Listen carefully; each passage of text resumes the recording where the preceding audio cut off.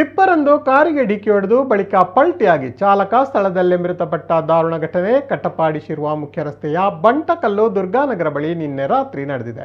ಕೊಕ್ಕರ್ಣೆಯ ಕೃಷ್ಣ ಮೃತ ವ್ಯಕ್ತಿ ಎಂದು ತಿಳಿದು ಬಂದಿದೆ. ಶಿರುವ ಕಡೆಯಿಂದ ಕಟ್ಟಪಾಡಿ ಕಡೆಗೆ ಹೋಗುತ್ತಿದ್ದ ಟಿಪ್ಪರ್ ಚಾಲಕನ ಅತಿವೇಗ ಮತ್ತು ಅಜಾಗರೂಕತೆಯ ಚಾಲನೆಯಿಂದ ಅಡ್ಡದಿಡ್ಡಿಯಾಗಿ ಚಲಿಸಿ ಚಾಲಕನ ನಿಯಂತ್ರಣ ತಪ್ಪಿ ಪಲ್ಟಿಯಾಗಿ ಬಿದ್ದಿದೆ. ಅಪಘಾತದ ರಭಸಕ್ಕೆ ಟಿಪ್ಪರ್ ಚಾಲಕನ ಮೇಲೆ ಬಿದ್ದಿದ್ದು ಚಾಲಕ ಸ್ಥಳದಲ್ಲೇ ಮೃತಪಟ್ಟಿದ್ದಾರೆ. ಟಿಪ್ಪರ್ ಪಲ್ಟಿಯಾಗುವ ವೇಳೆ ಶಂಕರಪುರ ಕಡೆಯಿಂದ ಶೇರ್ವಾ ಸಾಂತ್ಮಾರಿಗೆ ಬರುತ್ತಿದ್ದ ಕಾರಿಗೆ ಡಿಕ್ಕಿ ಹೊಡೆದಿದ್ದು ಕಾರಿನ ಒಂದು ಬದಿ ನಜ್ಜುಗುಜ್ಜಾಗಿ ಕಾರಿನಲ್ಲಿದ್ದವರು ಸಣ್ಣ ಪುಟ್ಟ ಗಾಯಗಳೊಂದಿಗೆ ಪಾರಾಗಿದ್ದಾರೆ.